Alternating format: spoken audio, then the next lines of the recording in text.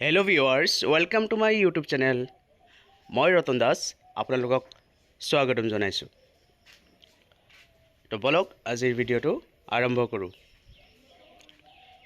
আমি সকলোৱে জানো যে বৰ্তমান সময়ত আসাম টেটৰ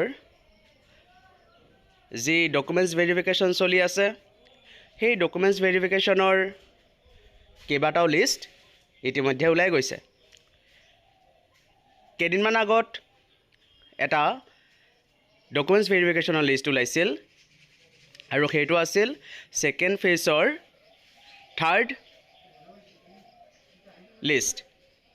আৰু সেই লিষ্টটোত কোনো ধৰণৰ ইয়াৰ পিছত ডকুমেণ্টছ ভেৰিফিকেশ্যনৰ লিষ্ট ওলাব বুলি একো লিখি দিয়া নাই, কিন্তু ইয়াৰ পূৰ্বে ওলোৱা লিষ্টবোৰত যিহেতুকে লিখা আছিল যে পুনৰ ইমান তাৰিখে আকৌ এটি লিষ্ট ওলাব বা পুনৰ ইমান তাৰিখৰ পৰা আকৌ ভেৰিফিকেশ্যন হ'ব, কিন্তু যিহেতুকে থাৰ্ড লিষ্টখন ওলোৱাৰ পিছত কোনো ধৰণৰ ডেট দিয়া নাই আৰু যিসকল প্ৰাৰ্থীৰ নাম অহা নাই এতিয়ালৈকে তেওঁলোকৰ নাম ফাৰ্ষ্ট 140ৰ নাম অহাৰ সময়তো অহা নাই আৰু ছেকেণ্ড ফেজৰ যি তিনিখন লিষ্ট ওলাই গ'ল সেই লিষ্টতো তেওঁলোকৰ নাম অহা নাই। গতিকে এই প্ৰাৰ্থীসকল বহুত চিন্তিত হৈ আছে আৰু তেওঁলোকৰ মনত এটা ভয় সোমাই গৈছে যে আমালোকৰ নামটো মেৰিট লিষ্টত নাহিব নেকি। আৰু সেই ভয়ৰ কাৰণে আৰু সেই সন্দেহৰ কাৰণে সকলো প্ৰাৰ্থী চিন্তিত হৈ আছে আৰু DWIৰ লগত বিভিন্ন সময়ত বিভিন্ন প্ৰক্ৰিয়াৰে তেওঁলোক যোগাযোগ স্থাপন কৰিছে আৰু DWIক বিভিন্ন ধৰণৰ প্ৰশ্ন সুধিব লৈছে। মই জনামতে কেইদিনমান আগত কেইবাটাও গ্ৰুপ DWI অফিচ ভিজিট কৰিছে, কেইবাদিনো ভিজিট কৰিছে, বহু প্ৰাৰ্থীয়ে ফোন যোগেও যোগাযোগ কৰি আছে, যাৰ ফলত DWIয়ে অলপ অস্বস্তি বোধ কৰি আছে যে প্ৰাৰ্থীসকল চিন্তিত হৈছে, বিভিন্ন ধৰণৰ প্ৰশ্ন তেওঁলোকৰ মনত জাগ্ৰত হৈছে এই ভেৰিফিকেশ্যন লিষ্টক লৈ। যিহেতুকে শিক্ষামন্ত্ৰী ডাঙৰীয়াই আমাক আগতে কৈ দিছিল যে 1:2 ৰেচিঅ'ত আমি আমাৰ এই প্ৰাৰ্থীসকলক মাতা হ'ব আৰু সেই 1:2ৰ ভিত্তিত পিছত মেৰিট লিষ্ট তৈয়াৰ কৰা হ'ব। কিন্তু নাম নহা প্ৰাৰ্থীসকলৰ চিন্তাৰ কাৰণে আমি সকলোৱে জানো যে 7/7/2025 তাৰিখে DWIয়ে এটি স্পষ্টকৈ বুজাই দিবলৈ প্ৰাৰ্থীসকলক এটি নটিচ জাৰি কৰিছে। এয়া আপোনালোকে দেখিবলৈ পাইছে, government of Assam, director of elementary education Assam, Kahilipara, Guwahati 19। ইয়াত কি লিখিছে? It is for information of all concerned that the second phase of physical documents verification of the candidates against the advertisement by number iman requirement to the post of regular teacher in LP and UPS school under DWI. Assam is currently underway at the Rohika Assam Agriculture University, International Guest House, Khanapara, Guwahati 781022, started from 27/6/2025 যে 27/6/2025 তাৰিখ আৰু তেতিয়াৰ পৰা কি হৈছে verification চলি আছে। কিন্তু বোল্ড আখৰেৰে ইয়াত এটা স্পষ্টকৈ লিখি দিছে যে in this regard many candidates are visiting the office of the undersigned with grievances of not finding their names in the verification list.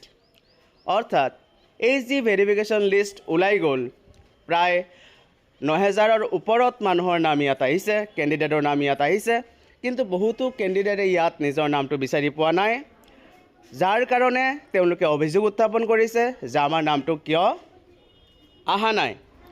আকৌ কি দিছে DWIয়ে লিখি দিছে ইয়াত, it is also' to be mention that the publish list are only for physical document verification and the mere presence of name of candidates in the physical documents verification list does not qualify them for the final merit list. অৰ্থাৎ এটোৱে বুজিব পাৰিছোঁ আমি যে এই verification লিষ্টত নাম অহা প্ৰাৰ্থীৰ মেৰিট লিষ্টত নাম যে থাকিব এইটো নিশ্চিত নহয়। ভেৰিফিকেশ্যনত নাম আহিলেই যে কোনোবা এজন মানুহ মেৰিট লিষ্টৰ কাৰণে চিলেক্ট হৈ যাব সেইটো সম্পূৰ্ণ সঠিক নহয়, যাৰ কাৰণে প্ৰাৰ্থীসকল কোনো চিন্তিত হোৱাৰ দৰকাৰ নাই এই বুলি স্পষ্টকৈ বুজাই দিছে। এইটো কেৱল ফিজিকেল ডকুমেণ্টছ ভেৰিফিকেশ্যনে। ফিজিকেল ডকুমেণ্টছ ভেৰিফিকেশ্যন মানেই নিযুক্তি নহয়। ইয়াৰ পিছত কি দিছে, all details of the recruitment process are also' published from time to time in the website of DWE। অৰ্থাৎ এই সকলো ধৰণৰ ডিটেইলছৰ বিষয়ে ৰিক্ৰুটমেণ্ট প্ৰচেছৰ যি ডিটেইলছ আছে সকলো ধৰণৰ ডিটেইলছৰ বিষয়ে সময়ে সময়ে DWE নিজৰ ৱেবছাইটত প্ৰকাশ কৰি থাকে, so that the candidates can keep themselves updated about the recruitment, যাতে সকলো প্ৰাৰ্থীয়ে নিজক আপডেট কৰি ৰাখিব পাৰে এই ৰিক্ৰুটমেণ্ট প্ৰচেছটোৰ বিষয়ে। আকৌ কি দিছে তলত বোল্ড আখৰেৰে লিখি দিছে, therefore even after knowing the above criteria if any candidate still has any specific grievance, যদি কাৰোবাৰ এতিয়াও কিবা অভিযোগ থাকে, কিবা সন্দেহ থাকে, কিবা জানিবলৈ প্ৰশ্ন থাকে, তেনেহ'লে he or she may visit the office of follows with supporting documents on the date and time as mentioned below। যে এটা ডেট আৰু টাইম দিছে আৰু সেই টাইম মতে আপোনালোকে গৈ নিজৰ মনৰ অভিযোগ প্ৰকাশ কৰিব পাৰে, জনা থাকিলে কিবা প্ৰশ্ন তেওঁলোকক সুধিব পাৰে, কিন্তু উইথ ডকুমেণ্টছ লগত লৈ যাব দিছে। তথ্যৰ ভিত্তিতহে তেওঁলোকে অভিযোগবোৰ শুনিব, কেৱল মুখেৰে ক'লে নহ'ব, সঠিক প্ৰমাণসহ তেওঁলোকে আপোনালোকৰ অভিযোগ শুনিব। ডেট কি দিছে, 18 and 19 জুলাই 2025, 18 আৰু 19 তাৰিখে তেওঁলোকে অপেক্ষা কৰিব আপোনালোকৰ কাৰণে। টাইম 11 বজাৰ পৰা আবেলি 4 বজালৈকে। Venue conference hall directorate of elementary education, Assam, Kahilipara, Guwahati 19। ক'ত যাব লাগিব আমি, কনফাৰেন্স হল ডাইৰেক্টৰেট এলিমেণ্টাৰী এডুকেশ্যন। যি এলিমেণ্টাৰী এডুকেশ্যনৰ কনফাৰেন্স হল আছে আমি তাত গৈ নিজৰ মনৰ অভিযোগ উত্থাপন কৰিব পাৰিম, মনৰ প্ৰশ্নবোৰ আমি শুনিব পাৰিম। তো ধন্যবাদ ভিডিঅ'টি সম্পূৰ্ণ চোৱাৰ বাবে। ভাল লাগিলে ভিডিঅ'টি শ্বেয়াৰ কৰিব, আৰু যদি আপুনি নতুন হয় মোৰ ভিডিঅ'টি লাইক কৰিব আৰু ছাবস্ক্ৰাইব কৰিব। ধন্যবাদ, নমস্কাৰ।